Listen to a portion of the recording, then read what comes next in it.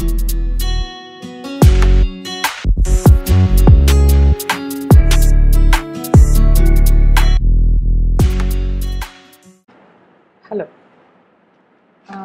my name is Shenjuti Dutta, and the paper that I'm presenting is titled "The Privacy and Private in the Era of New Media Ecosystem." In this paper, we shall primarily deal with two concepts, private and privacy, in the context of gender, modernity, and new media. I plan to divide the paper into two lines of thoughts. Firstly, the concept of the private, to understand how the private spheres for ages have specifically been disadvantageous to women's experiences.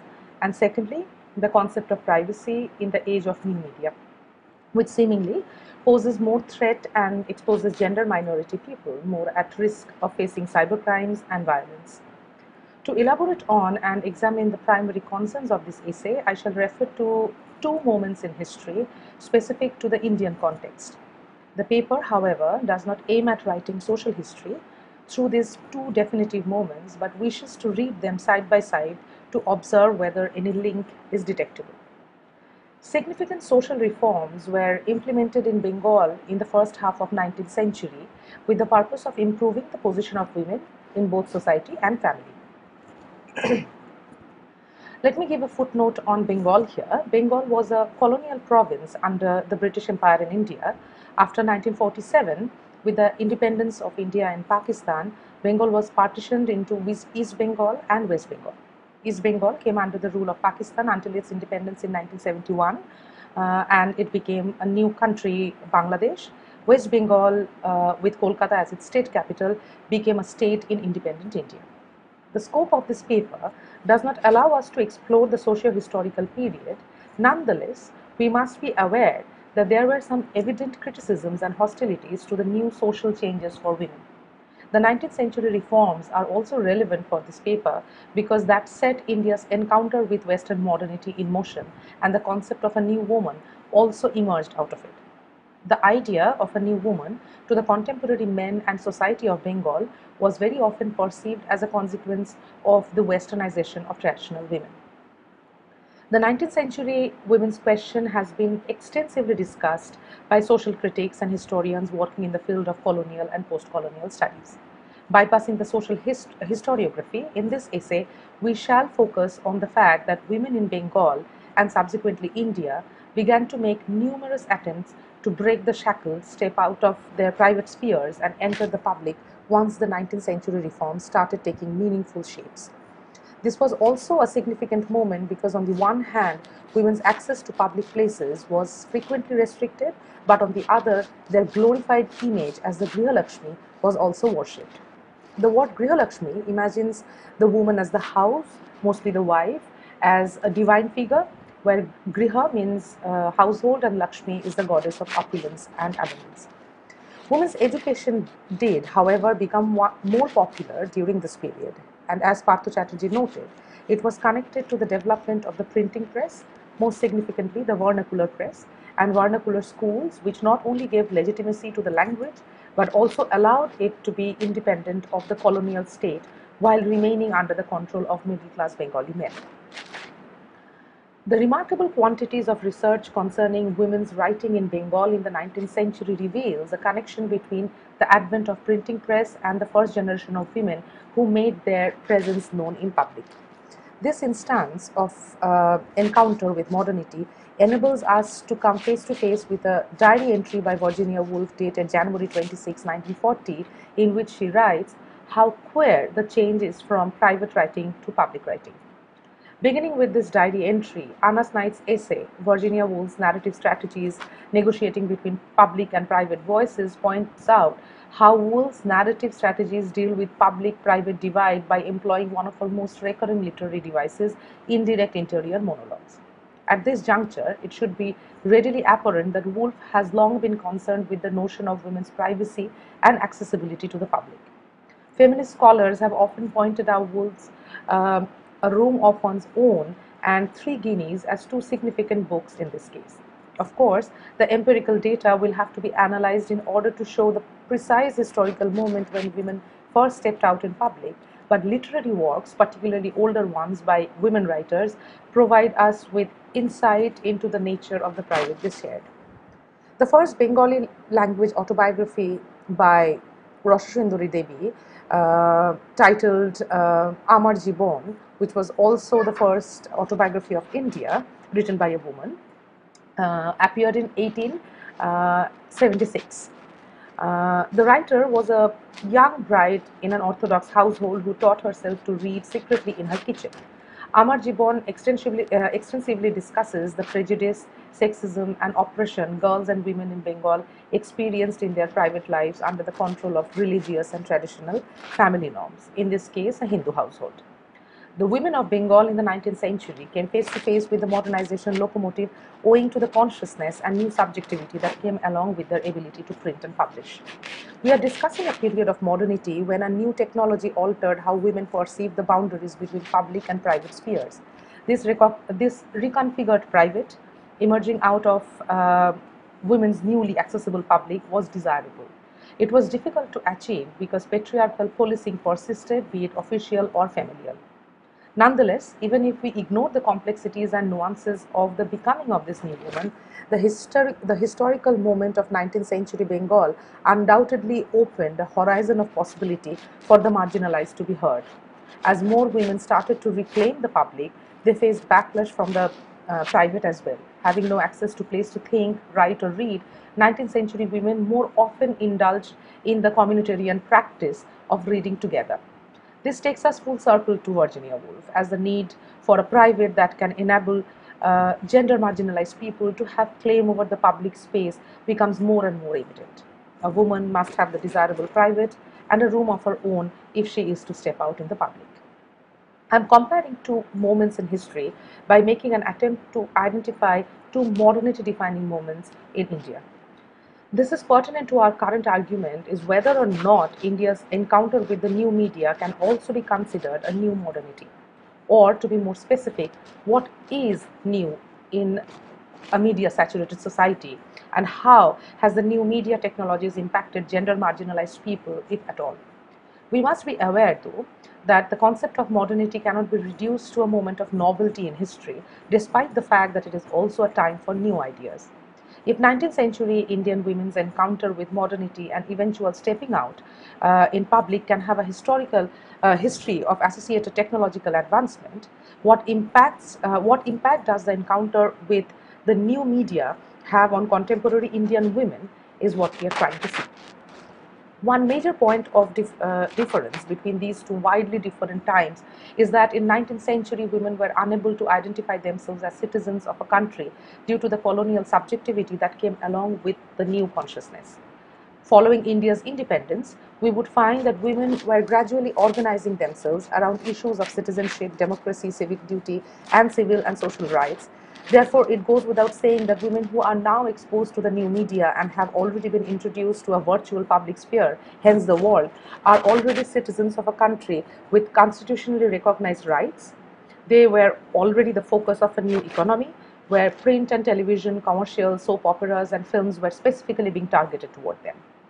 Gopalan Ravindran, in his essay Moral Panics and Mobile Phones, The Cultural Politics of New Modern India, makes the case that the contemporary media-rich society may indeed to be viewed as an additional modernity-related trajectory rather than a disjuncture in the line of the progress. While doing so, we must keep in mind that the new media society cannot be fully understood solely in terms of modernity in the 19th century. If this is modernity at all, it is a modernity of a postmodern globalized space-time and a new one. As Gilles Deleuze points out, types of machines, I quote, types of machines are easily matched with each type of society, not that machines are determining, but because they express those social forms capable of generating them and using them. The old societies of sovereignty made use of simple machines, lever pulleys, clocks, but the recent disciplinary societies equipped themselves with machines involving energy, with the passive danger of entropy and the active danger of sabotage. The societies of control operate with machines of a third type, computers, whose passive danger is jamming and whose active one is piracy and the introduction of viruses." Unquote. Deluge makes a critical and pertinent observation here. He points out that machines express the social form that can produce and utilize them. In 1992, when he wrote this essay, Postscript on the Societies of Control, India was stepping into a globalized world. By the late 90s and the turn of the century, many Indian middle-class households had started procuring computing machines, the third type of machine, as Deluge points out, posing a passive danger of jamming and the active dangers of piracy and the introduction of viruses. Therefore, in the era of this new modernity, one cannot deny that the intersection of computer machines, the internet and Web 2.0, social media, smartphones, and the subject of privacy take on profound significance when it comes to women's experience of the virtual space. The proliferation of new media platforms which allow female users to write, act, study, have their own forms of entertainment or advance in their professional endeavors, and the rapid rise of digital technology have transformed how we perceive the question of privacy. Here, the word new gains a special value. The potential threat to privacy has increased so dynamically with the quick development of new media technologies that every day newer threats are surfacing, making many of the older preventive methods moot. How new a time it can be. I'll use an example here. In the year 2000, my family purchased their first computer, and a year or two later, we got our first dial-up internet connection. Many of us will have the memory of long waiting for a web page to be loaded, the dial-up tone, and the apparent high cost of printing a single copy of a color printout of the images of our favorite stars. The first printout I owned was of Leonardo DiCaprio from Titanic, presented to me by my cousin and made through a color printer, a novelty machine not every PC owner had then. By the time I had a system of my own from 2000 on, I had already entered the fascinating age of young adult life with absolutely no concept of how keywords operate, and had made multiple efforts at obtaining adult photographs, which I heard were in abundance on the internet. Additionally, due to limited allowances and the strict monitoring of the use of the dial-up connection by my father, I often procured pirated OS as new upgrades came in and new software from friends. India is an extraordinary and a fascinating country, which is why this particular experience is significant. Even though digital literacy began to increase around the turn of the century, and many young girls and women jumped on the bandwagon of technology, that desirable private space, a room of one's own, remains a dream for many, even today. Consequently, in a household where the PCs are shared by many users, the machine came across as an illusion of the private to many, especially women. Yes, the virus did indeed pose a threat, extremely tangible in fact. Every user of a shared PC would attempt to avoid accepting responsibility. Being found guilty would mean having access to the shady world of digital activity. Though the risks were much the same whether one was trying to download an adult photo or pirated software, virus attacks that go along with the dubious websites or cracks, patches, or keygens for illegal software. My observation is that the world has changed since our encounter with the new media. The introduction of broadband connection has made it simpler to access any website or a software. And as the level of fundamental computer literacy has increased, individuals have also grown more wary of possible threats. The majority of branded PCs or laptops used in Indian households, not considering Mac, now come with a free licensed operating software or operating system. Many essential software are now accessible to middle-class consumers. Most computer users now purchase at least part of the basic software due to the fear of a malware attack. On the other hand, current Pornhub data indicates that India is one of the top 5 nations that watch internet pornography, and 30% of them are women, even after a nationwide ban on pornographic websites. Pornhub now claims to be a safer option than older pornographic websites that were more vulnerable to attacks, viruses, and data sharing. This is an interesting shift. My argument is that nothing has changed as such, only the interface and the facade. From unsafe browsing, pirated software to social media, proprietary or licensed software, digital threats continue to exist. From data mining and leading crimes to surveillance, the threats continue to exist in a somewhat indirect way with a mask of safety and choice. Where Earlier, the choice was limited to doing or not doing something. Now it is enabling and encouraging the with the apparent assurance of safety, whereas much greater things are at play. Women's longing for the public encompasses their coveted desire for safety in public. The first generation of educated women in Bengal who published and made their voices heard also desired the same. The social mockery to which they were subjected and the immense pressure to remain within the private domain, where privacy itself was a farce, made living the life of a woman a difficult experience. The private itself posed the first threat to privacy. Similarly, in the age of new media, when digital public places promise to elusively amplify one's voice, worries about being marked, being watched, and encountering unprovoked and anonymous hate speech are only rising. Here I am particularly referring to the book Hate Crimes in Cyberspace by Daniel Keats Citron and the 2018 report published by Amnesty International titled Toxic Twitter, Violence and Abuse Against Women Online. Most of the scholarship around online harassment, for example, Online Harassment 2007 by M. Dugan, has focused on assessing how badly it can affect women's mental health by challenging their self-regard. However, my argument is that this continues to be the case with perhaps every moment of history when women in a patriarchal society made their claims to the public. And the nature of such public spaces replicates the resisting forces she faces in her private sphere.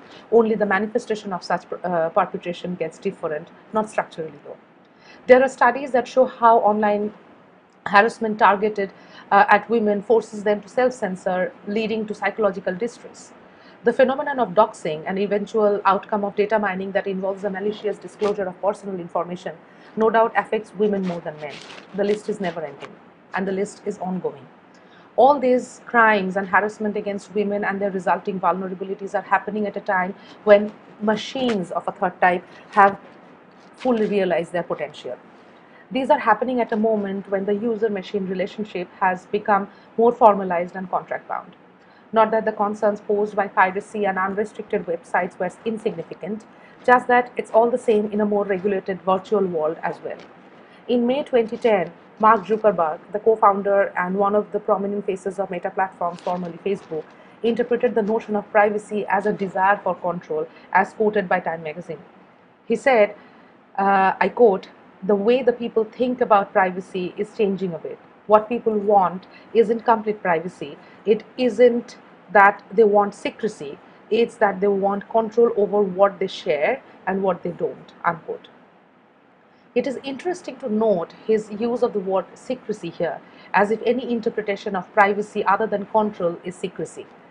Is this idea of control the inevitable outcome of a contact-bound, legitimate world of the internet, where data mining, tracking through apps, and surveillance are considered given, in contrast to the illegitimate and illegal world of hacking and piracy? It makes us wonder. This brings us back to deluge. I quote, "There is no need to fear or hope, but only to look for new weapons," unquote.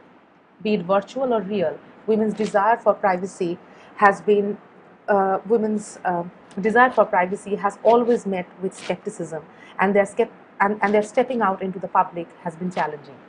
There has to be greater discussion on whether the new media period is the new modernity. However, if these two times are to be juxtaposed, these are both moments of possibilities and liberation, as well as threats of newer forms.